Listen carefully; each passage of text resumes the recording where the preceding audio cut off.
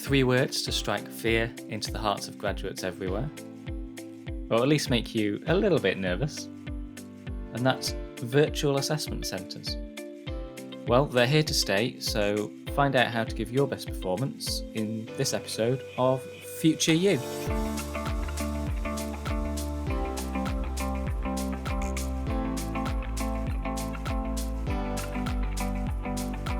Hello and welcome to Future You, the podcast from Graduate Careers Experts Prospects.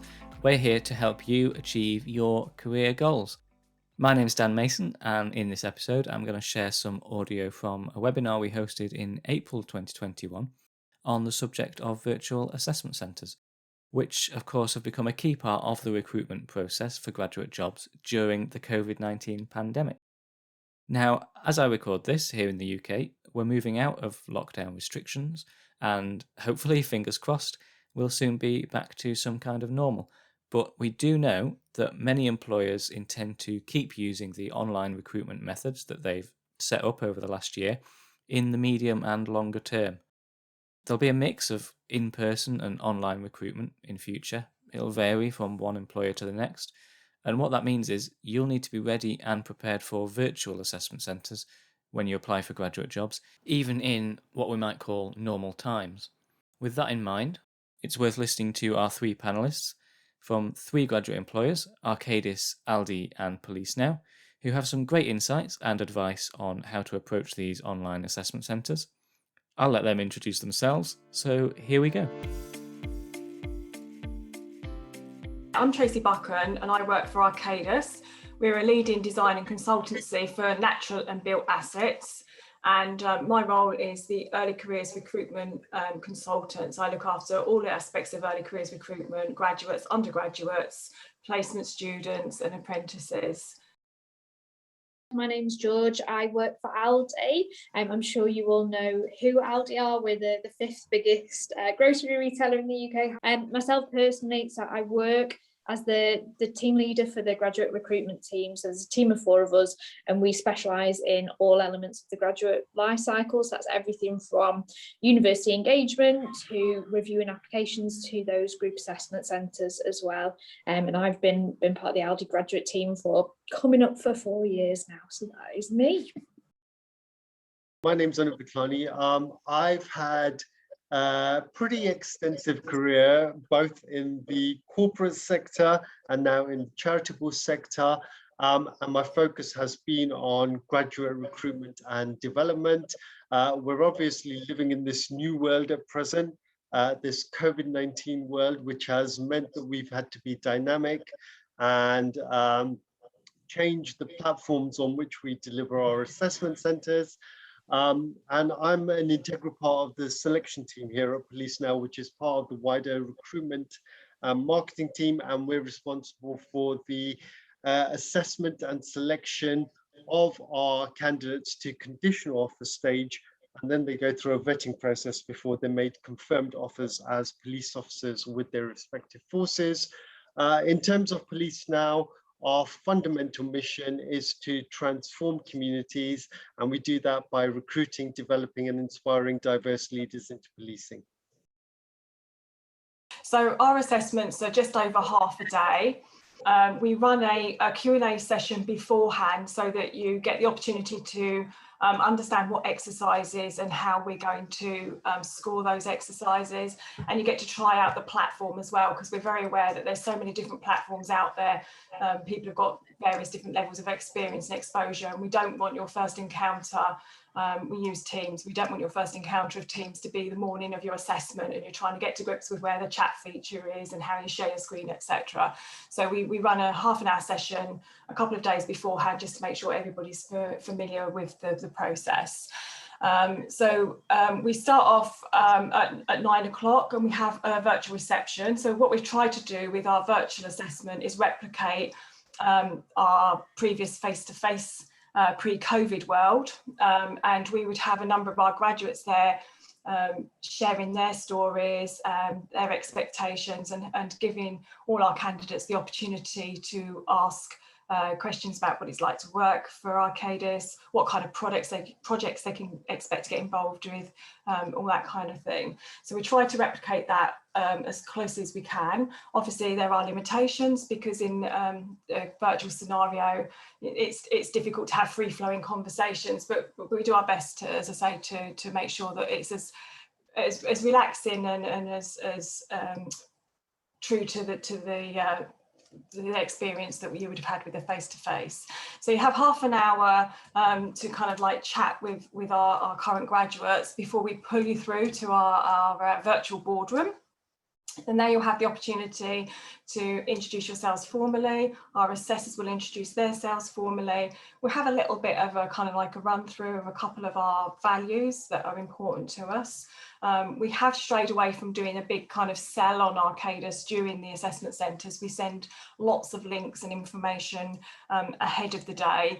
And that's just because we appreciate that trying to keep engaged in a virtual platform is very, very difficult if you're sort of staring at a screen trying to absorb information and then having to do exercises afterwards. So we've kept that down to a minimum.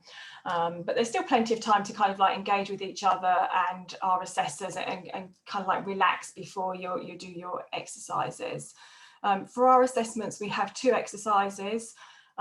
A group scenario, which is kind of a typical thing that we as a business would expect to be involved in. Obviously, I can't tell you too much about it, just in case there's any potential candidates out there, but it's a kind of town planning exercise. Like, I think I can share that with you. So you work in a group of around 6 people. Again, those numbers are kind of been cut back from the virtual, where you've got the opportunity, sorry, from the real world, where you've got the opportunity to kind of splinter off and work in subgroups. That doesn't work so well in the virtual format, so we've kept the numbers slightly lower for that exercise. It doesn't compromise the experience or our ability to assess. And so that exercise is around about 2 hours in total. Normally you'll be assessed by one assessor throughout the day, and that assessor is just looking at 1 or 2 candidates, so they're really able to kind of observe you fully. That one exercise will finish around about lunchtime, and then we give you a 20-minute break to go and refresh, grab a drink, a sandwich, just take your eyes off the screen for a few moments. And then we have a capability scenario, which is a bit more role specific. So in terms of sort of pre-preparation, there isn't too much we ask candidates to do. All our exercises with your kind of like degree backgrounds and the selection process, we feel that everybody's able to compete ably without doing too much prior research. But what we do advise our candidates to do is kind of like learn a little bit more about us as a business. And obviously that allows you then to feed in that knowledge when you're doing the exercises. Think about things that are important, so things about our values. So what do you notice on the projects that we've undertaken? What kind of things do we sort of like gear our projects towards? What are our customer relations like? All those kind of things that you can glean from those projects that you're then able to feed in to those exercises when you're carrying them out. We've tried to keep our assessment centre as close as possible to what would happen if you were coming to an in-person assessment, quite similar to, I assume, Trace and Anna. So our assessment centres take 2.5–3 hours at the very, very most. Normally in a group of 8 people, and there'll just be one assessor on the call with you. We're using Microsoft Teams as well to hold those assessments. The day's split into 2 main parts. First of all, we start off with introductions, just so candidates can settle a little bit and get a bit more comfortable working together with one another. Then after that, there will be a store walk presentation. You get told before the day to go out, visit a store, make a note of what you see in your experience, and we ask them to present back on the day, tailored around a specific topic. Then we'll pause for the break. And then after that, we take part in some teamwork and leadership activities. It won't be a surprise that one of the key things we look for is leaders from our graduates. And so that's why we do that leadership exercise at the end. And then there's obviously an opportunity for them to ask questions of us, and we can talk about more the culture of Aldi towards the end of the assessment. So that's ours in a brief overview. Just as Tracy and Georgina have said, we've done our utmost to replicate our face-to-face assessment center onto the digital world. We conduct 2 assessment centers a day. They're both half-day events, so the morning session would start about 8:30 till 1 o'clock. The afternoon session runs from 1:15 till about 5:45. And our assessment centers at this moment in time, or digital assessment centers at this moment in time, are conducted on Zoom just because of the simplicity of the platform and its offering that it gives to us. We start off with an introduction which gives you an insight into the operation of Zoom, allows the candidates to mingle with each other, and it also gives them an insight into a fictional town, which will be the focus point of the assessment center. And that fictional town is where they will be policing. We undertake a range of assessed and non-assessed exercises during each half-day event. And in terms of the assessed exercises, without giving too much away, for our last program, they consisted of a team meeting, 2 role play exercises, and a motivational alignment interview. Those exercises range from 25 to 40 minutes, but our fundamental aim is to ensure that we're providing an effective insight into what life is like as a neighborhood police officer or a detective constable, and we want the candidates to make an informed decision that policing is the path they wish to pursue as part of their career. We've all said be yourselves, we've all said let your personality come through, and it's because you can't bring someone else to work every day. And ultimately we're looking for people, especially at Aldi, and I'm sure in the police as well, who can connect with other people and build those really strong relationships. That's how you lead people, that's how you influence them and get the best out of, whether that's your team in store or a situation in the wider community. You need to be genuine, and that's how people then relate to you. So that's why we say just be yourselves and don't feel like you need to put up a front. I think that's maybe one of the pitfalls that people experience, is they come to an assessment centre and they think, well, I need to showcase I'm a leader, and to do that I'm going to talk over everyone, I'm not going to cooperate with any of the other people in the group, and I'm just going to make myself known to the assessor, but in not a positive way.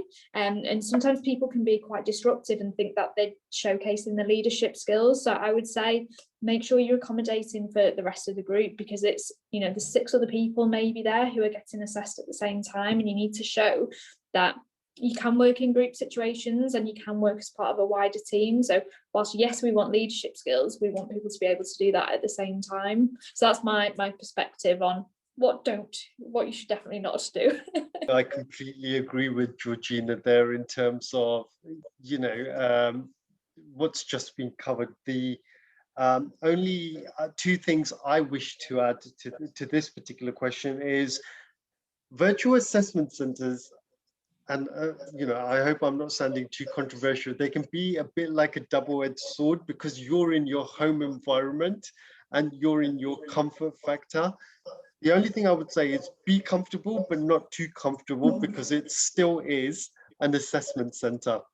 Don't just be completely laissez-faire or chilled out about everything. Go into it with the mindset that I am being assessed here, and there are assessors, there are competencies, and indicators that need to be satisfied that the assessors are looking to tick off.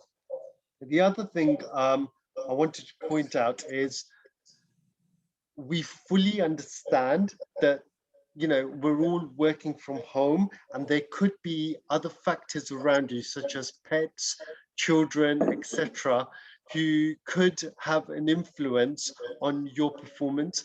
Just be transparent about that to the assessor. We can't try and, I'm saying that as, me in the assessor mode, we can't try and suss out what's happening in the background and how it's affecting you. So be transparent with us, and it stands you in good stead. I agree with totally what our 2 colleagues have said there, really. There's not much more I can add. I think The only other one is the opposite of sort of talking too much, is make sure you say enough to be assessed as well, because there's nothing more frustrating than a candidate that on paper has got loads and loads of potential and then doesn't display enough of that at an assessment centre for you to be able to carry them forward.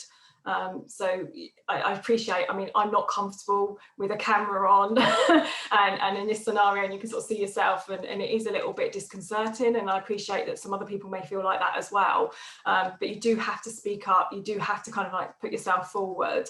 And the other one there as well is don't get kind of like too bogged down by perceived errors. So, you know, we all in life all say something sometimes you know, out of order, or a little bit maybe phrased not in a way we would have done ideally. And I think particularly in this type of scenario, it can, to the individual, it can seem quite large. But if you kind of like let a small perceived error colour the rest of the assessment centre, then you're not going to perform at your best. So, and you don't know what the assessors are looking for, and you know how much of it has been noted, or if it's indeed anything that they see as a negative. So we do see that sometimes, that people just say something and then completely shut down because, you know, they feel they've made an error. So yeah, that's the two bits I would add. Many thanks to our guests for taking part in that webinar, and I hope you found it useful.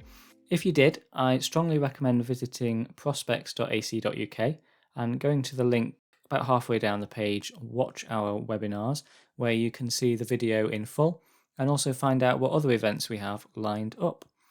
Also at prospects.ac.uk, you can search and apply for graduate jobs with the likes of Arcadis, Aldi, Police Now, and many more employers. So for those of you who are looking for a job right now, that's the place to go. If you have a virtual assessment centre coming up, or even an in-person real-life assessment centre, I wish you lots of luck with that. And finally, it's been a long while since our last episode, so I just wanted to let you know I have some fantastic guests lined up to join me in the next few weeks on the podcast, from top employers, top graduate employers in a wide range of different job sectors. So you won't want to miss those. You can follow Future You on Spotify, Apple Podcasts, or whichever app you choose to get your podcasts from, or you can listen on the website at prospects.ac.uk/podcasts. And on that note, thanks very much for listening, and I'll see you soon.